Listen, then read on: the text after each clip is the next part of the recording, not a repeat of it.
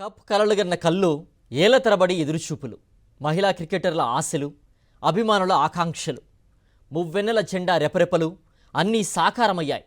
20 ఏళ్ల క్రితం సఫారీ గడ్డపై తొలిసారి ఫైనల్ చేరిన ఆసీస్ దాటికి చెదిరిన భారత్ అమ్మాయిల కళ 8 ఏళ్ల క్రితం ఇంగ్లాండ్ గడ్డపై ఇంగ్లాండ్ దెబ్బకు చేజారిన ద్వితీయ ప్రయత్నం ఎట్టకేలకు మూడోసారి సాకారమైంది. సొంత గడ్డపై సొంత ప్రేక్షకుల మధ్య ఫైనల్ చేరిన భారత మహిళల జట్టును ముంబై మురిపించింది.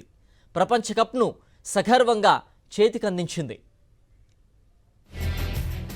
భారత మహిళల జట్టు వన్డే వరల్డ్ కప్ను గెలుచుకుని విశ్వ విజేతగా నిలిచింది.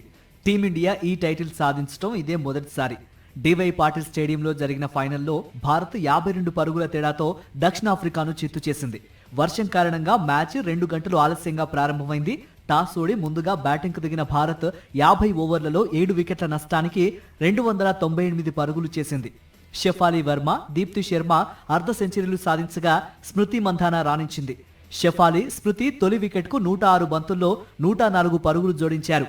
అనంతరం దక్షిణాఫ్రికా 45.3 ఓవర్లలో 246 పరుగులకి ఆలౌట్ అయింది. కెప్టెన్ లారా ఓల్వార్ట్ మాత్రమే సెంచరీతో ఒంటరి పోరాటం చేసింది. దీప్తి శర్మ 5 వికెట్లతో ప్రత్యర్థిని కుప్పకూల్చగా షెఫాలి 2 వికెట్లతో కీలక పాత్ర పోషించింది. Player of the final match పురస్కారం షెఫాలి వర్మకు, player of the tourney award Deepti శర్మకు లభించాయి.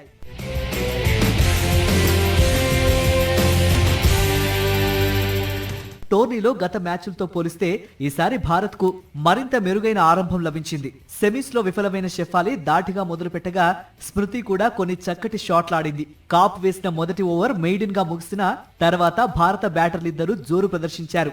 10 ఓవర్లు ముగిసేసరికి ఇద్దరు చెరో 5 ఫోర్లు బాదగా స్కోర్ 64 పరుగులకు చేరింది. ఈ ప్రపంచ కప్ లో భారత్ కు ఇదే అత్యుత్తమ పవర్ స్కోర్. 17.2 ఓవర్లలో స్కోర్ 100కు చేరగా ఆ తర్వాత ట్రయాంగ్ తొలి ఓవర్లోనే స్మృతిని అవుట్ చేయడంతో ఈ భాగస్వామ్యానికి తెరపడింది.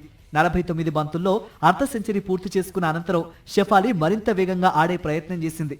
అయితే సెంచరీకి చేరువవుతున్న దశలో అలసటతో ఇబ్బంది పడిన ఆమె వికెట్ సమర్పించుకుంది.